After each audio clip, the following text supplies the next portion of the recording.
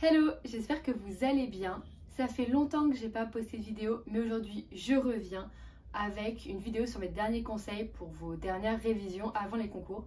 Parce que normalement, si je me débrouille bien, quand je la poste, il vous reste quelques semaines, genre un mois avant vos concours.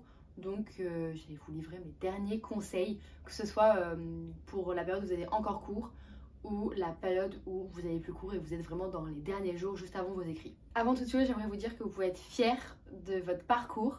Vous avez passé 2 voire 3 ans pour ceux qui ont cubé à réviser tous vos week-ends, toutes vos soirées, à faire des DS souvent le samedi, et ça personne ne pourra vous l'enlever, peu importe que vous soyez dans l'école que vous vouliez ou non, peu importe que vous atterrissez, peu importe que vous alliez en école ou non, en fait personne ne pourra vous l'enlever et donc vous pouvez en être super fiers.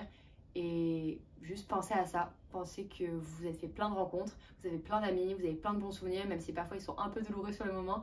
À la fin, on en est très heureux d'avoir ces souvenirs et donc remémorez-vous ça et dites-vous que vous avez en fait tout gagné parce que vous êtes arrivé au bout du parcours. Et les concours, c'est sûr que c'est bien quand on a l'école qu'on veut, mais peu importe où vous atterrirez, vous serez hyper content parce que vous allez rencontrer plein d'autres personnes. Donc voilà, avant que la vidéo commence, rappelez-vous que vous pouvez être fiers et que les résultats des concours vont pas définir ce que vous êtes et vont pas vous enlever la beauté de votre prépa. Maintenant, revenons à la vidéo. Cette vidéo va se séparer en 2 parties. La première, ça va vraiment être mes conseils pour vos révisions quand vous avez encore cours. Donc en fait, c'est la période où vous êtes actuellement normalement, vous êtes encore en cours et en même temps vous commencez à bien réviser pour vos concours. Et la deuxième partie, ça va vraiment être les conseils pour les quelques jours, en général c'est entre 1 et 3 semaines, où vous êtes complètement chez vous, vous n'avez plus du sous-cours et vous révisez normalement seul, enfin dans le sens où vous n'êtes pas avec vos professeurs, vous révisez pour vos concours écrits et en fait ils arrivent quoi, vous êtes vraiment sur la dernière ligne droite, les derniers jours juste avant, et donc c'est ce qu'on verra dans une deuxième partie. On va commencer cette première partie de la vidéo avec un conseil que je pense, je répète dans toutes les vidéos que j'ai faites depuis le début sur la prépa, c'est l'organisation. Pour moi, l'organisation c'est la clé, encore plus quand vous êtes stressé et qu'il vous reste peu de jours pour faire beaucoup de choses. Donc que vous soyez adepte des to-do list en temps normal ou non, je vous conseille vraiment de marquer sur papier, sur ordi, peu importe, mais de marquer tout ce que vous voulez faire avant les concours, les écrits, parce que comme ça vous allez vraiment pouvoir y voir beaucoup plus clair, avoir une trajectoire pour savoir ce que vous devez faire, quand est-ce que vous devez le faire, comment prioriser, quoi faire en premier, quoi faire en dernier, qu'est-ce qui est le plus important.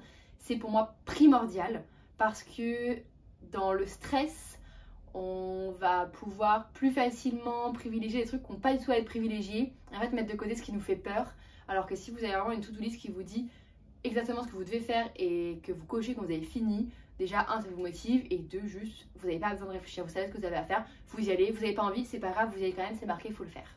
Évidemment, deuxième conseil, et pas des moindres, n'arrivez pas fatigué au concours. Je dis ça, ça peut paraître hyper normal, mais plus on stresse, plus les concours arrivent, et en fait, plus on va être tenté de réduire le temps qu'on passe à dormir pendant nos nuits pour réviser plus. D'expérience, je vous déconseille totalement parce que quand on est fatigué, et on mémorise moins bien, on a beaucoup plus de mal à se concentrer, que ce soit pour nos révisions ou même pour les concours. Et donc, vraiment, dormez. Mon troisième conseil qui risque de ne vraiment pas plaire aux profs, c'est de vous occuper des oraux plus tard. Je vous dis ça parce que déjà moi je l'ai fait et ça fonctionne très bien. Et c'est surtout que les professeurs savent que vous avez beaucoup de travail, qu'on ne peut pas tout faire en prépa, mais tous les professeurs vous disent que leur matière c'est la plus importante et qu'il ne faut pas négliger leur matière. Alors oui, toutes les matières sont importantes, mais elles ne sont pas importantes de la même manière. Et en plus, ce qui vient en premier c'est les écrits et pas les oraux. Et en fait, si vous n'avez pas vos écrits, vous n'allez pas aller aux oraux. Donc, ce que je vous conseille, c'est de vraiment vous concentrer sur les écrits et vous gérerez les oraux plus tard, notamment tout ce qui est oraux d'entretien de personnalité. Parce que évidemment, même si ça se travaille, vous pouvez le faire après. Vous pouvez vraiment vous y mettre après. Faut pas que ça obnubilise votre temps actuellement. Même si vos profs qui sont en charge de vous préparer à ces oraux de personnalité vous disent « Ouh là là, les oraux arrivent, il faut s'y mettre même avant les écrits », oui, mais ça ne peut pas être votre priorité. Et si vous n'avez pas envie et que vous sentez quand même que vous êtes submergé par le reste, privilégiez les écrits et vous ferez les oraux après.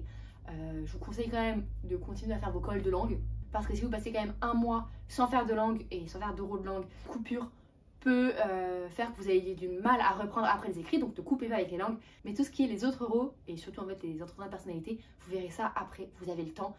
Là, il faut vous concentrer sur les écrits, il faut prioriser et peu importe ce que les profs vous disent, foncez et il faut que vous ayez vos écrits pour aller aux oraux. Donc on priorise écrits, puis ensuite les oraux après les écrits.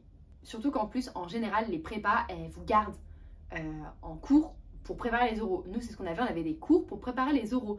Que ce soit les oraux type entretien de personnalité Audencia, que ce soit pour les parisiennes, que ce soit, on avait même des entraînements pour les oraux communs EDEC. Donc vraiment, comptez sur vos prépas, ils sont censés vous aider à préparer vos oraux et donc vous aurez le temps de les préparer après, vous serez soutenu par vos prépas pour les préparer après. Enfin, mon dernier conseil pour cette première partie de la vidéo, c'est de vous trouver une raison de travailler. Je dis ça parce que, en fait, en général, c'est qui tout double quand on arrive à cette période de l'année. Soit on est hyper motivé parce que justement notre but arrive et qu'on se dit oh, c'est la dernière ligne droite, c'est parti, je fonce. Et en fait, la personne, elle donne tout. Soit vous êtes dans le deuxième cas, qui était mon cas, et vous en avez marre. Ça fait 2 ans que vous êtes là, pour certains donc 3. Vous vous dites qu'en fait, vous en avez marre. Juste, vous êtes énervé, vous n'en pouvez plus, vous en avez marre, vous êtes en train de faire un burn-out de la prépa, et là, vous n'avez plus envie de travailler. Si vous êtes dans le deuxième cas, je pense qu'on est beaucoup à l'être, et c'est pas grave, et c'est normal, et juste, le principal, c'est de ne pas couper dans vos révisions, dans votre élan pour les concours. Moi, ce que je conseille, c'est de vous trouver une nouvelle raison de travailler. Une nouvelle raison qui va vous faire donner le meilleur de vous-même pour vos concours.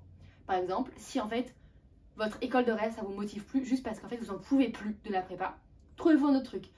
Dites-vous que vous voulez absolument aller dans cette ville-ci. Et donc, vous allez tout donner pour arriver dans cette ville-ci et tout donner pour vos concours. Ce qui fait que vous allez avoir les meilleurs résultats que vous pouviez avoir. Vous pouvez prendre comme motivation une ville, le fait de retrouver un copain, le fait de retrouver votre meilleur ami, le fait que vous vouliez un certain programme, le fait qu'il y ait une école qui vous permette d'aller à Dubaï, je sais pas. Trouvez-vous une nouvelle raison, en fait une nouvelle carotte qui va vous faire donner le meilleur de vous-même si vous n'arrivez plus du tout à travailler, si vous n'avez plus du tout envie de travailler pour juste ce que représentent les concours. Trouvez-vous une nouvelle carotte et allez-y. Alors je dis pas que ça va être facile, je dis pas que ça va vous enlever tout l'inconfort que travailler vous procure. Néanmoins, ça va vous donner un nouvel élan, une nouvelle motivation. Et en fait, prenez-le, ce nouvel élan, prenez-la, cette nouvelle motivation. Vous en avez besoin. Et le principal, en fait, c'est pas de faire vos concours et donner le meilleur de vous-même parce que c'est les concours. Le principal, c'est juste de donner le meilleur de vous-même, peu importe votre raison. Si votre raison, c'est que vous voulez aller dans une ville parce qu'il y a ce cinéma-là, ou parce qu'il y a ce magasin-là, ou parce qu'il y a ou parce qu'il y a cet ami-là, allez-y. C'est pas grave, on s'en fiche, vous n'allez pas être jugé pour ça, vous allez juste être jugé sur vos notes. Donc, trouvez-vous une raison d'avoir les meilleures notes que vous pouviez donner. Après vos derniers cours avec vos professeurs, vous partez entre 1 à 3 semaines seul chez vous pour préparer vos écrits. Pour cette période, j'ai 2 conseils à vous donner. Le premier, c'est de prioriser. Vous n'aurez jamais le temps d'apprendre ou de réviser l'entièreté des 2 ans de programme en 1 à 3 semaines. C'est juste humainement impossible, ou alors il faudrait avoir 72 heures dans une journée, ce qui, il me semble, n'est pas encore faisable. Et en fait, juste, vous ne pouvez pas. Là, en fait, pour moi, l'objectif de ces quelques jours, quelques semaines, juste avant les écrits, c'est vraiment de consolider vos bases, voire même d'acquérir certaines bases pour ne pas vous retrouver sans rien sur certaines thématiques, notamment tout ce qui est éco ou histoire géo, et de réviser ce que vous connaissez déjà et d'approfondir à la rigueur sans apprendre nécessairement. Je ne sais pas si vous voyez ce que je veux dire, mais l'objectif en fait, pendant ces 2 semaines, c'est de consolider vos bases, de faire des annales, de les mettre en pratique, ces bases et vos connaissances. Parce que clairement, c'est pas le moment d'apprendre comment on dit tentacule en allemand. Ça risque vraiment de ne pas vous servir. Donc il vaut vraiment mieux prioriser et partir des matières qui sont le plus importantes et dans lesquelles vous avez le plus de difficultés pour avoir des bases solides pour arriver au concours écrit le plus sereinement possible. Vous ne pourrez jamais être serein à 100%, vous ne pourrez jamais vous sentir prêt à 100% et c'est normal. C'est normal parce que on ne connaît jamais son cours sur le bout des doigts et on a toujours peur de se dire oh, ça se trouve, j'aurais dû relire ça. Ou alors j'aurais dû faire ci. Oh là là, j'aurais dû faire cette annale-là, c'est sûr, ça va tomber dessus. Vous en savez rien, donc vous stressez pas avec ça. Et juste priorisez, faites le plus important en premier, ce qui va vous rapporter le plus de points et vous aviserez ensuite. Mon deuxième conseil pour ces quelques jours juste avant vos écrits, c'est d'avoir votre rythme. En général, plus on est stressé, plus on va avoir tendance à copier le rythme des autres. Arrêtez, parce que si c'est le rythme des autres, c'est pas le vôtre. Ça se trouve sur un malentendu, c'est le même et tant mieux. Mais tout le monde ne fonctionne pas de la même manière et ça se trouve, la manière dont la personne fonctionne, c'est pas du tout comment vous, ça va vous aider pour vos concours. Ce que je vous conseille, c'est de vraiment vous faire confiance. Vous savez ce que vous aimez, vous savez comment vous allez travailler, vous savez comment vous êtes le plus efficace et quand est-ce que vous n'avez pas du tout envie de voir un manuel. Écoutez-vous. Je vais vous prendre mon exemple. Je sais qu'une fois que j'ai mangé mon repas du midi, après je suis bonne à rien, que j'ai mangé mon repas du midi à 11 h ou à 16 h. Donc, ce que je faisais pendant cette période juste avant les écrits, c'est que je me levais à 6 h. À 7 h, j'étais dans la salle commune de ma résidence étudiante pour travailler jusqu'à 13 h, 14 h. 13 h, 14 h, j'arrêtais. J'allais manger, j'allais faire mes cours, j'allais me balader, faire du sport, lire, regarder un peu ma série.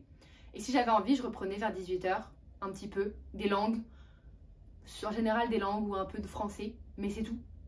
Je faisais vraiment maths et ESH le matin, philo le matin parce que c'était le plus dur pour moi et que en fait c'était le moment où j'étais le plus productive. Et l'après-midi j'avais tout mon temps libre et je faisais ce que je voulais. Et le soir je me couchais à 21 h, 22 h et je refaisais ça tous les jours. J'étais la seule à avoir ce rythme hyper chelou. Je pense vraiment que c'est ce rythme qui m'a fait tenir. J'étais tellement stressée, j'en avais tellement marre que si je m'étais forcée à faire 8 h, midi, 14 h, 18 h, 21 h, 23, jamais j'aurais tenu. J'aurais vraiment pété un câble. Donc je vous conseille vraiment de prendre votre rythme. Vous êtes la personne la mieux placée pour ça, pour savoir ce qui vous convient. C'est la fin de cette vidéo. C'était mes derniers conseils pour vos concours écrits. J'espère que ça va bien se passer. J'espère que ça vous a aidé et que vous allez pouvoir mieux vivre cette période avec tous ces petits conseils. C'est la dernière ligne droite. Ne lâchez rien. On est tous passés par là. C'est une épreuve qui est compliquée pour tout le monde. Mais une fois qu'on en sort, on en est hyper fiers, on est hyper content. Et à vrai dire, ça peut nous manquer d'avoir cette ambiance de prépa, d'être avec tous nos amis, d'être entouré, d'être dans un cadre, d'apprendre aussi. Donc vraiment, même si l'école c'est génial, même si ce qu'il y a après la prépa c'est extraordinaire aussi, profitez de ce moment, vous êtes au pic de votre intelligence comme l'un de mes carrés nous avait dit. Et vraiment, profitez à fond. Battez-vous, allez jusqu'au bout, ne lâchez rien. Et moi, de toute façon, je vous retrouve, je l'espère, dans une prochaine vidéo pour vous donner d'autres conseils.